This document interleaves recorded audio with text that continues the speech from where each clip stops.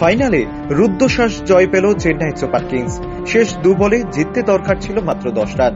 মোহিত শর্মা তার আগের 4টি বলে মাত্র 3 রান দিয়েছিলেন। দেখে মনে হচ্ছিল চ্যাম্পিয়ন হওয়া সময়ের অপেক্ষা মাত্র গুজরাট টাইটান্সের কাছে।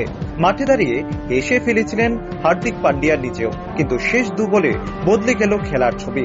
পঞ্চম বলে ছক্কা মারলেন রবীন্দ্র জাদেজা। শেষ বলে 4 মেরে দলকে জিতিয়ে দিলেন জাদেজা।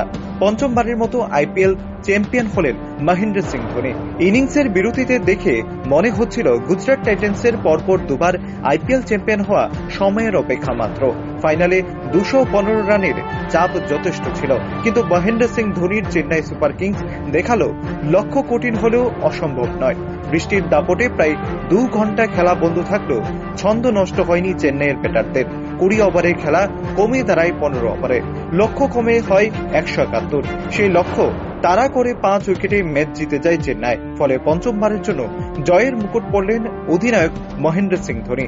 যদিও বরাবরের মতোই জল্পনা রয়েছে মাহিকে আর দেখা যাবে কিনা ময়দানে, কিন্তু মাহি ভক্তদের নিরাশ না করে জানিয়ে দিলেন আইপিএল থেকে এখনই সন্ন্যাস নয়, বরং ভক্তদের কাছ থেকে যে ভালোবাসা পেয়েছেন তার জন্য তিনিও চেষ্টা করবেন আগামী বছর আবারও এই ময়দানে ফিরে আসতে।